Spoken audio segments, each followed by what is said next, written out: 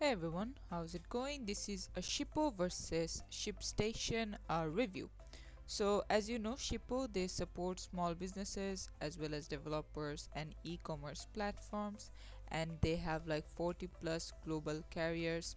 All of these things, as you can see, that these are the companies who do it with Shippo versus ShipStation that supports FedEx, DHL, USPS, and even UPS.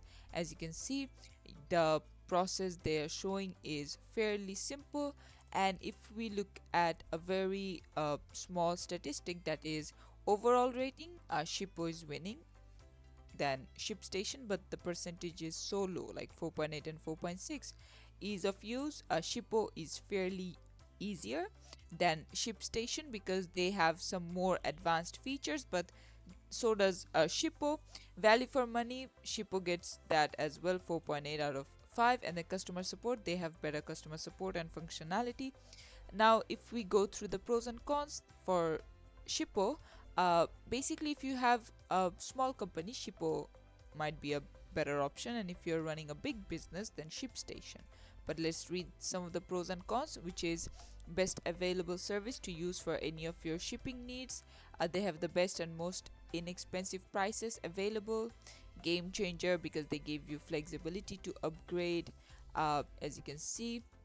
And then the cons are sometimes it's difficult to complete the purchase of a label, sometimes it does not work well from cell phone, blah blah blah. These are some of the user reviews. And then some pros for ShipStation is that automation is good, perfect for one person business, amazing easy to use product. The UPS, and then the cons will be the UPS damage claim process and things like that, as you can see right over here. In another website, as you can see, Shippo has a better uh, fit than ShipStation, like user satisfaction, this one more, and then all these things, as you can see, Shippo is winning. And yeah, this is it for the video. Thanks for watching. Please leave a like and subscribe for more tutorials like this, and I'll see you guys in the next one.